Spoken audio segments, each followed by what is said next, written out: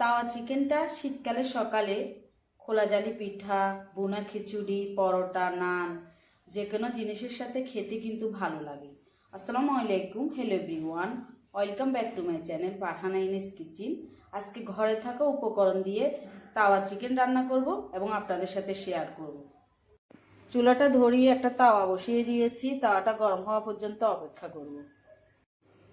গরম হয়ে গিয়েছে, 3 টেবিল স্পুন রেগুলার তেল দিয়ে দিব। তেলগুলা গরম হওয়া পর্যন্ত অপেক্ষা করব। তেলগুলা গরম হয়ে গিয়েছে, মাঝারি সাইজের একটা পেঁয়াজ কুচি করে নিয়েছি, দিয়ে দিচ্ছি।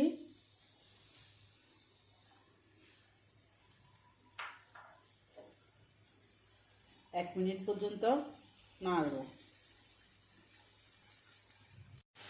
1 মিনিট পর 1.5 টিস্পুন আদা পেস্ট দিয়ে দিচ্ছি।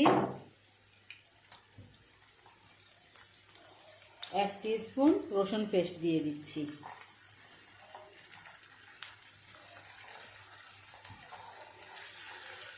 কাঁচা গন্ধ যাওয়া পর্যন্ত অপেক্ষা করব। কাঁচা স্মেলটা যাওয়ার পর এখানে 500 গ্রাম মুরগির বুকের মাংস এরকম কিউব করে কেটে নিয়েছি, হাড় সহ।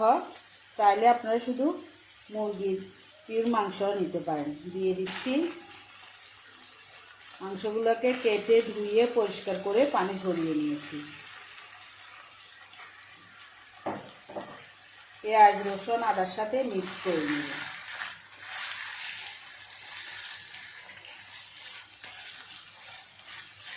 মিক্স করে 5 মিনিটের মতো ভেজে নিব। চুলার হিটটা মিডিয়াম হিটে দিয়েছি।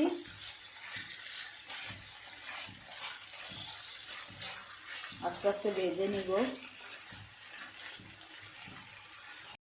স্বাদ মতন লবণ দিয়ে দিব। লবণ দিয়ে মাংসের সাথে মিক্স করে নিব।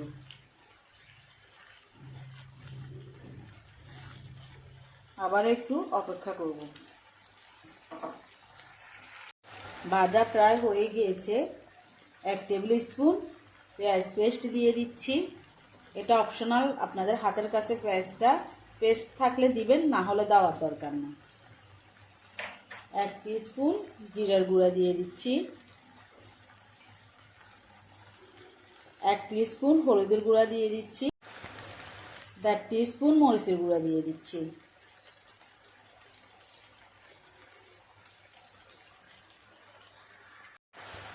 সব কিছু একসাথে মিক্স করে নিব।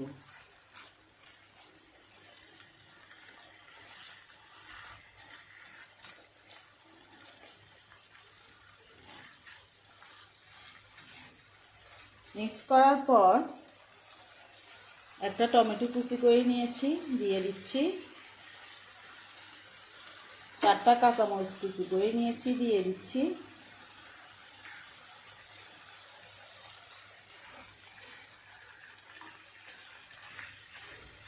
এখানে আমি আর পানি অ্যাড করব না। যে মাংস থেকে এক্সট্রা পানি বের হবে এটা দিয়ে রান্না করে নিব।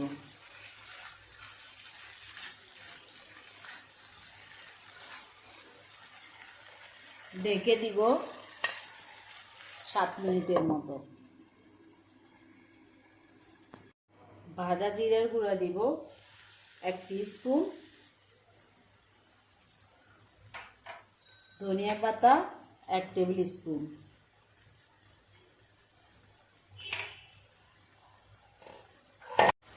এক টুকরা লেবু একটু চিপে দিয়ে দিব। 1 টিস্পুনের মতো লেবুর রস হবে। মিক্স করে নিব।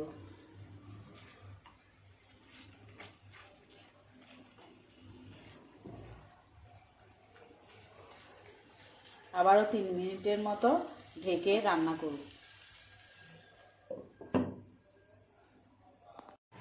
হয়ে গিয়েছে আমার তাওয়া চিকেন।